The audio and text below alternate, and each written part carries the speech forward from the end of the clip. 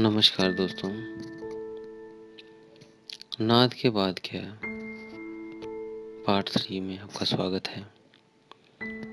अगर आपने पार्ट 1 और पार्ट 2 नहीं देखा है तो उस वीडियो को पहले ज़रूर देख लें, तभी आपको ये सारे पार्ट स्टेप बाय स्टेप आपको जो बताया गया है वो आपको समझ आएगा।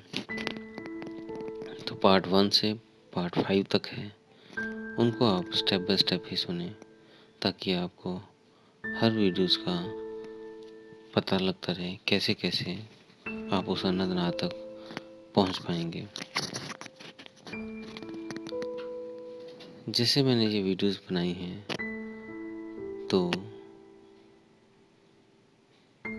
ज़रूरी नहीं कि इस नाद को मेरी वीडियो को देखने के बाद आप अनहद नाद को सुन पाएंगे, लेकिन जिनके लिए ये वीडियो बनी है उनमें से कुछ के लिए ये वीडियोस तभी बनी है ताकि वो अनहद को जानकर एक्सपीरियंस कर लें। जैसे मैं उदाहरण के तौर पर गौतम बुद्ध जी का उदाहरण लूं तो गौतम बुद्ध ने कहा था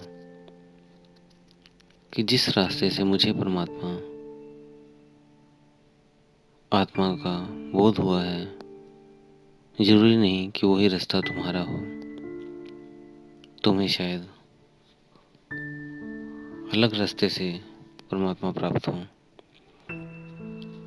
सभी के लिए अपना अपना रास्ता अलग अलग हो सकता है।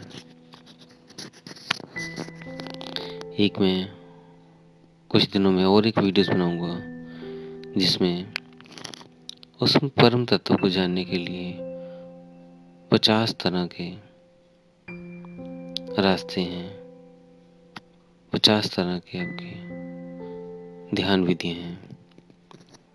तो इस सीरीज को कंप्लीट करने के बाद उसको भी वीडियोस को मैं बनाकर डाल दूंगा।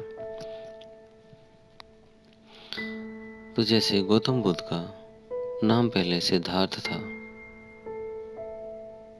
उनकी माँ बचपन में ही गुजर गई थी, तो उनकी मौसी ने उन्हें पाला था जिसका नाम गौतमी था।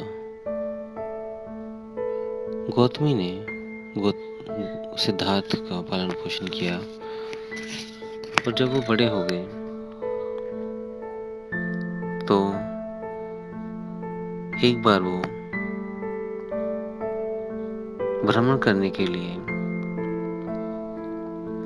अपने राज्य में चले गए, लेकिन रास्ते में उन्होंने एक मरे हुए व्यक्ति को देखा तो अपने सारथी से पूछा भी ये क्यों लेटा हुआ है। तो उन्होंने कहा ये मर गए हैं। तो उनके मर गए का क्या मतलब। इस तरह के कुछ प्रश्न उत्तर किए जिससे वो संसार से विमुख हो गए। विमुख होने के बाद वो उस परमात्मा की खोज में निकल पड़े और जैसे उनको परमात्मा का बोध हुआ तो उनका नाम गौतम बोध से गौतम बुद्ध हो गया। तभी से उनको भगवान गौतम बुद्ध कहते हैं। गौतम बुद्ध जी को बहुत समय लग गया था परमात्मा को पाने के लिए।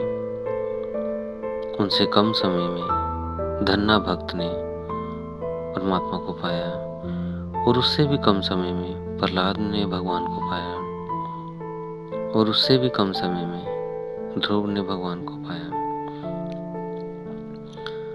तो इस तरह सभी को अलग अलग तरह से और अलग अलग समय काल में उस परमात्मा के दर्शन हुए। तो ऐसे ही आप सभी साधकों को जो भी इस ऑडियो को सुन रहे हैं, सभी को अपना अपना समय लगेगा। इसमें इस तत्व में, इस अनहद को सुनने के लिए आपको जाप से शुरुआत करनी पड़ेगी। जाप से अजपा में और जपा से अनहद नाद में। जैसे अजपा आ जाएगा तो धीरे धीरे आपके रोम रोम में